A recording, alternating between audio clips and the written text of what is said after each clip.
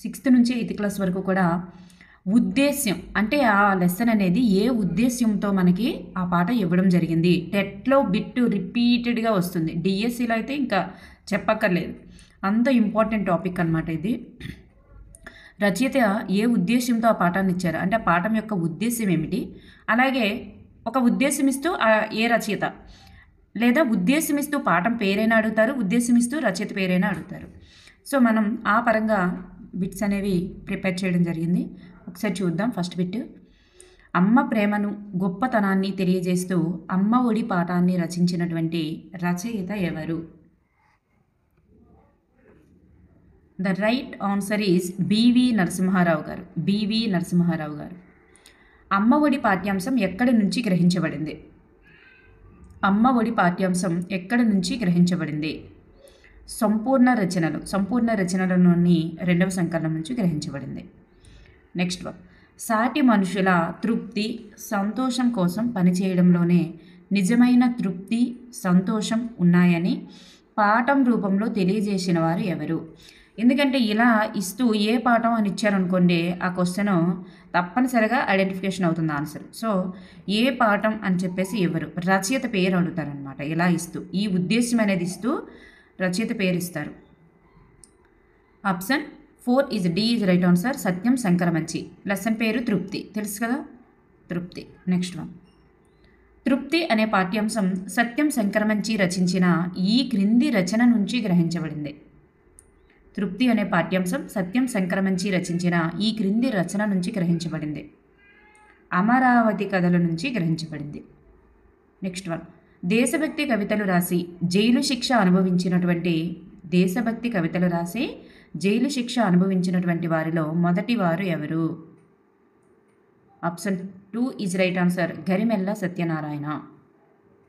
ఏ కాలంలోనైనా మనుషులకు నీతిని ఉపదేశించే అద్భుతమైనటువంటి కథలు ఏమిటి? ఏ కాలంలోనైనా మనుషులకు నీతిని ఉపదేశించే అద్భుతమైనటువంటి కథలు ఏమిటి? పంచతంత్ర కథలు. పంచతంత్ర కథలలోని విగ్రహ అనే భాగం నుండి తీసుకోబడినటువంటి పాఠ్యాంశం ఏది? పంచతంత్ర కథలలోని విగ్రహ అనే భాగం నుండి తీసుకోబడిన పాఠ్యాంశం ఏది? సమయస్ఫూర్తి. విద్యార్థుల్లో నైతిక విలువలు పెంపొందించడం, వారిని ఉత్తమ పౌరులుగా తీర్చిదిద్దడం ఈ పాఠం యొక్క ముఖ్య ఉద్దేశ్యం. Option 1 is right answer. సుభాషితాలు లేదా ఆన్సర్లో సుభాషితాలు ఉండొచ్చు, పద్య పరిమళం ఉండొచ్చు, పద్యరత్నాలు ఉండొచ్చు, శతక సౌరభం ఉండొచ్చు. ఏవైనా పద్యాలు దేన్ని తెలియజేస్తాయి అంటే నైతిక విలువలను తెలియజేస్తాయి. ఓకేనండి.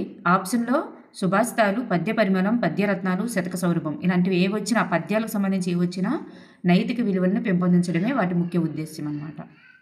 నెక్స్ట్ వన్, ఆంగ్ల భాషను నేర్చుకుంటాం కానీ దాని మీద వ్యామోహంతో మాతృభాషను నిరాదరించడం సరికాదు. వాడగలిగిన ప్రతి చోట మాతృభాషను వాడుదాం అని మాతృభాష యొక్క ప్రాముఖ్యాన్ని గురించి తెలియజేసిన వారు ఎవరు? ఆన్సర్ చిలుకూరి దేవపుత్ర. పాఠం పేరు మమకారం అనేటటువంటి పాఠం. అయితే ఈ మమకారం పాఠ్యాంశం చిలుకూరి దేవపుత్ర రచించినటువంటి ఈ కథా సంపుటి నుంచి గ్రహించబడింది. Option 2 is right answer. 6 గ్లాసులు. స్వాతంత్ర్యానికి ముందు నిమ్న జాతి వారి పరిస్థితిని, ఆనాటి వారి ఆకాంక్షని తెలియజేయడం ఈ పాఠం యొక్క ముఖ్య ఉద్దేశ్యం.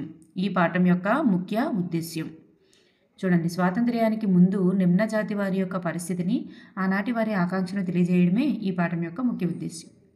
ఈ పాఠం మేలుకొలుపు పాఠ్యాంశం కుసుమ ధర్మన్న రచించిన ఈ అనుబంధం నుండి గ్రహించబడింది. ఎక్కడ నుండి గ్రహించబడింది? హరిజన శతకం నుంచి గ్రహించబడింది. విద్యను, పిల్లల పెంపకాన్ని మేళవించవలసినటువంటి అవసరాన్ని గుర్తించిన అరుదైన పిల్లల ప్రేమికుడు ఎవరు? విద్యను, పిల్లల పెంపకాన్ని మేళవించవలసిన అవసరాన్ని గుర్తించిన అరుదైన పిల్లల ప్రేమికుడు ఎవరు? గుడిపాటి వెంకటాచలం. ధర్మ నిరతిని తెలియజేసే ధర్మ నిర్ణయం అనే పాఠ్యాంశం ఈ రచన నుంచి గ్రహించబడింది.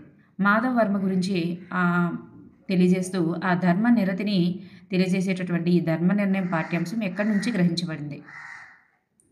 శ్రీ కనకదుర్గ ఆలయ స్థల మహత్యం, అలాగే ఆంధ్ర ప్రశస్తి, ఈ రెండింటి యొక్క మిక్సింగ్ నుంచి తీసుకోవడం జరిగిందన్నమాట. నెక్స్ట్ వన్, అశోకవనంలో కష్టాలలో ఉన్న సీతకు త్రిజట ఏ విధంగా ఓదార్పునిచ్చిందో తెలియజేసే పాఠాన్ని రచించిన వారు ఎవరు? సో ఇక్కడ మనకి ఏమనిచ్చారు? పాఠం పేరు ఇవ్వలేదు. త్రిజట స్వప్నం పాఠం పేరు. కానీ పాఠం పేరు ఏమని ఇచ్చారా? అశోకవనంలో కష్టాల్లో ఉన్న సీతకు త్రిజట ఏ విధంగా ఓదార్పునిచ్చిందో తెలియజేసే పాఠం. సో ఈ పాఠం రచించిన వారు కవయిత్రి ముల్లా. జానపద కళల పట్ల విద్యార్థులకు అవగాహన కల్పించడం ముఖ్య ఉద్దేశ్యంగా కలిగిన పాఠ్యాంశం ఏది? జానపద కళల పట్ల విద్యార్థులకు అవగాహన కల్పించాలి అంటే క్రింది పాఠ్యాంశంలో ఏదో ఒక దాంట్లో జానపద కళలకు సంబంధించినటువంటి అంశము ఉండాలి. చూడండి, 7th క్లాస్లో మనకి ఒక న్యూ లెసన్ అనేటటువంటిది వచ్చింది. అది ఏంటనేది కూడా బిట్ ఫామ్ చేశాను, అది చూపిస్తాను. అందులో కూడా జానపద కళలకు సంబంధించినటువంటి అంశమే ఉందన్నమాట. ఈ క్రింది వాటిలో అయితే డూడు బసవన్న, అలాగే మాయాకంబలి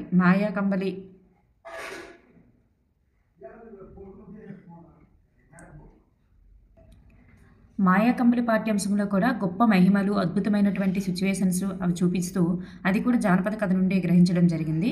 దాని యొక్క ముఖ్య ఉద్దేశం కూడా ఇలా జానపద కథల పట్ల విద్యార్థులకి మరి ఉత్సాహాన్ని కల్పించడం కోసం, విద్యార్థులకు అవగాహన కల్పించడం కోసమే అనమాట. సో ఇక్కడ ఆన్సర్ ఏమవుతుందంటే 1 and 3 అవుతుందన్నమాట. నెక్స్ట్ వన్, డూడు బసవన్న అనే పాఠ్యాంశం నుండి గ్రహించబడిన జీవన సమరం అనే యథార్థ జీవుల యథార్థ గాథల పుస్తకంను రచించిన వారు ఎవరు? యథార్థ జీవుల యథార్థ గాథల పుస్తకంను రచించిన వారు ఎవరు? అంటే డూడు బసవన్న పాఠ్యాంశం ఎక్కడ నుండి గ్రహించబడింది అంటే జీవన సమరం నుంచి. అంటే ఇక్కడ రచయిత పేరు అడిగారు. రచయిత రావూరి భరద్వాజ.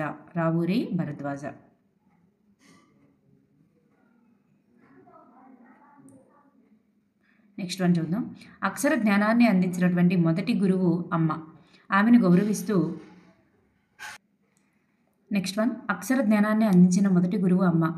గౌరవిస్తూ అక్షరం యొక్క గొప్పతనాన్ని తెలియజేసిన రచయిత ఎవరు? రావినూతల ప్రేమకిషోర్. అంటే అక్షరం యొక్క పాఠ్యాంశం రచయిత. అక్షరం అనే పాఠ్యాంశం రావినూతల ప్రేమకిషోర్ రచించినటువంటి ఈ కవితా సంపుటి నుండి గ్రహించబడింది. నలుగుర మౌదాం. చెట్లు, పక్షులు, జంతువులు వంటి వాటికి కూడా ఆలోచనలు, అనుభూతులు ఉంటాయని, అవి మాటల్లో వివరిస్తే ఎలా ఉంటుందో తెలియజేయడం ముఖ్య ఉద్దేశంగా గల పాఠ్యాంశం ఏది? మర్రి చెట్టు. లోకంలో మంచి చెడులను, లోక ధర్మాలను, లోక రీతులను తెలియజేస్తూ విద్యార్థులకు నైతిక విలువలు తెలియజేసేందుకు ఉద్దేశించినది ఏమిటి? పద్య పరిమళం. వర్షాభావ పరిస్థితులు ఏర్పడినప్పుడు కప్పలకు పెళ్లిళ్ళు చేయడం వలన వరుణదేవుడు కరుణించి వర్షాలు కురిపిస్తాడనే నమ్మకంతో ప్రజలు ఉండేవారని తెలియజేస్తూ పాఠాన్ని రచించిన వారు ఎవరు? ఈ లెసన్ పేరేంటి? కప్ప తల్లి పెళ్లి లెసన్ యొక్క రచయిత ఎవరు? చావలి బంగారమ్మ. తమ కవితల ద్వారా తెలుగు సాహిత్యంలో కొత్త ఒరవడిని, సరికొత్త భావ వ్యక్తీకరణను తీసుకువచ్చిన వారు ఎవరు? చావలి బంగారమ్మ. గిరిజన ప్రాంతాలు ప్రశాంతతకు, మంచితనానికి, అమాయకత్వానికి నిలయాలు.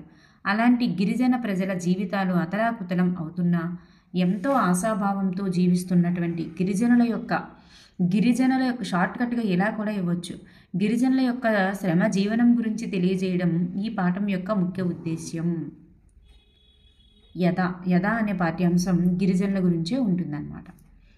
నెక్స్ట్ వన్, యథ అనే పాఠ్యాంశం బోనం నాగభూషణం రచించినటువంటి ఈ కథా సంకలనం నుంచి గ్రహించబడింది.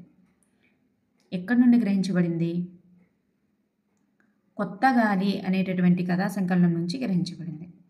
నేటి యువత శాస్త్ర సాంకేతిక రంగాలకు మాత్రమే ప్రాధాన్యమిస్తున్నారు.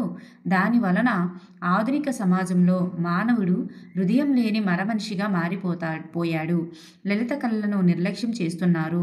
దీనిని కాపాడుకోవలసిన బాధ్యత మనపై ఎంతైనా ఉందని తెలియజేయడం ఈ పాఠం యొక్క ముఖ్య ఉద్దేశ్యం. ఇదే మనకి న్యూ లెసన్. విస్మృత వేణుగీతి అనేటటువంటి న్యూ లెసన్ 7th క్లాస్లో యాడ్ చేయడం జరిగింది. ఓకేనండి, విస్మృత వేణుగీతి అనేది. నెక్స్ట్ వన్, రాయలసీమ సాహిత్యంలో చిరస్థాయిగా నిలిచిపోయేటటువంటి పెనుగొండ పాటను రాసిన వారు ఎవరు? పెనుగొండ పాటను రాసిన వారు రాళ్లపల్లి అనంతకృష్ణ శర్మ. అదే విస్మృత వేణుగీతి అనేటటువంటి లెసన్ అన్నమాట ఇది. ఆయన రచించిన వారు ఎవరంటే రాళ్లపల్లి అనంతకృష్ణ శర్మ. ప్రముఖులు రాసిన లేఖలలో సాహిత్య విలువలు ఉంటాయని ఒక లేఖను పరిచయం చేస్తూ పాఠాన్ని రచించిన వారు ఎవరు? Doctor Suryadeva Sanjeev Dev. Next one, ధర్మాన్ని రక్షించడం కోసం ప్రాణాన్ని లెక్క చేయకుండా పోరాడిన మహనీయుల గురించి తెలియజేయడం ఈ పాఠం యొక్క ముఖ్య ఉద్దేశ్యం. బాలచంద్రుని ప్రతిజ్ఞ. శ్రీనాథుడు రచించిన పల్నాటి వీర చరిత్ర నుండి గ్రహించబడిన పాఠ్యాంశం ఏది? పల్నాటి వీర చరిత్ర నుండి గ్రహించబడిన పాఠ్యాంశం ఏది? బాలచంద్రుని ప్రతిజ్ఞ. సంస్కృతి సాంప్రదాయాలను, ఆంధ్ర ప్రాంతాన్ని ఏలిన పాలకుల కీర్తిని, ఆంధ్ర ప్రాంత ఘనతను అర్థం చేసుకొని అభినందించేలా చేయడం ఈ పాఠం ఉద్దేశ్యం. ఆంధ్ర వైభవం యొక్క ముఖ్య ఉద్దేశ్యం. దేశ రక్షణకు అహర్నిశలు పాటుపడే సైనికుల సేవలను గుర్తించాలని, తద్వారా స్ఫూర్తిని పొంది దేశ సేవకు పూనుకోవాలని ఈ పాఠం యొక్క ముఖ్య ఉద్దేశ్యం. మాతృభూమి యొక్క ముఖ్య ఉద్దేశ్యం. మాతృభూమి అనే పాఠ్యాంశం పవని నిర్మల ప్రభావతి గారు రచించిన ఈ రచన నుంచి గ్రహించబడింది. కథానిలయం నుంచి గ్రహించబడింది. విద్యార్థులలో లౌకిక జ్ఞానాన్ని, జీవన నైపుణ్యాలను, నైతిక విలువలను పెంపొందించడం, వారిని ఉత్తమ భావి భారత పౌరుడిగా తీర్చిదిద్దడం ఈ పాఠం యొక్క ప్రధాన ఉద్దేశ్యం.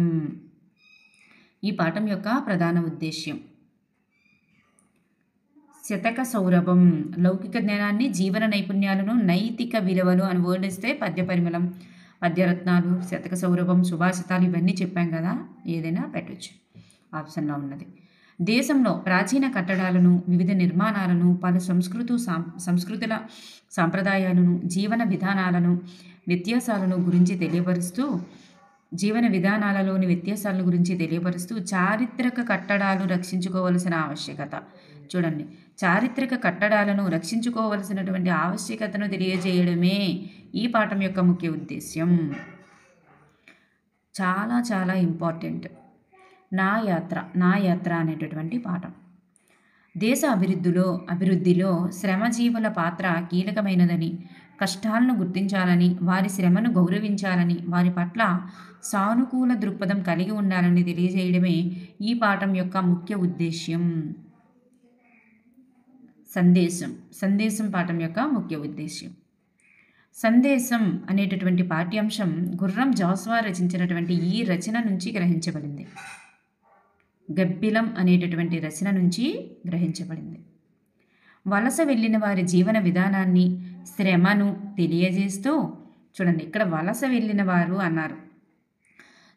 వలస వెళ్ళిన వారు యొక్క శ్రమను తెలియజేస్తూ విద్యార్థుల్లో సామాజిక స్పృహను సామాజిక స్పృహ అంటే సమాజంలో జరుగుతున్నటువంటి మంచి చెడులు తెలియజేస్తూ సామాజిక స్పృహను పెంపొందించడం ఈ పాఠం యొక్క ముఖ్య ఉద్దేశ్యం. ఏ పాఠం అంటే పయనం అనేటటువంటి పాఠం. పయనం అనే పాఠ్యాంశం సింగమనేని నారాయణ రచించిన ఈ కథా సంపుటిలోనిది.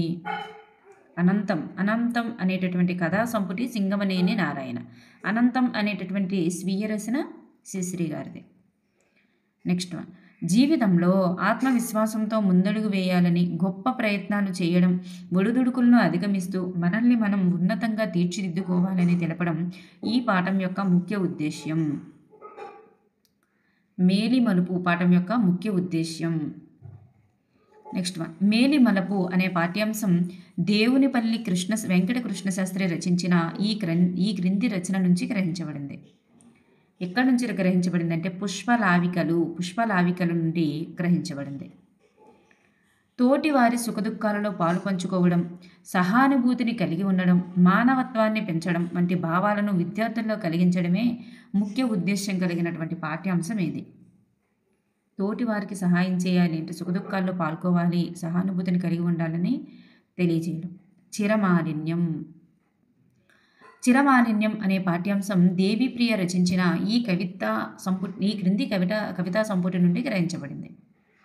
గాలి రంగు అనే కవితా సంపుటి నుండి గ్రహించబడింది. నాటి విద్యా విధానాన్ని విద్యార్థులకు తెలియజేస్తూ పాఠాన్ని రచించినటువంటి రచయిత ఎవరు? నాటి విద్యా విధానం అంటే అప్పట్లో ఉండేటటువంటి విద్యా విధానాన్ని విద్యార్థులకు తెలియజేస్తూ, అప్పటి విద్యా విధానం ఏంటి, ఇప్పుడు విద్యా విధానం ఏంటి, రెండింటికి డిఫరెన్స్ చెప్తారనమాట. ఎవరు అంటే ఆచార్య మామిడిపూడి వెంకటరంగయ్య. మానవులను వర్ణములను బట్టి కాకుండా గుణాన్ని, సంస్కారాన్ని బట్టి గౌరవించాలి అని విద్యార్థుల్లో సర్వమానవ సమానత్వ భావన కలిగించడమే సమాన భావాన్ని కలిగించడం ఈ పాఠం యొక్క ముఖ్య ఉద్దేశ్యం. ఏది అంటే సమదృష్టి.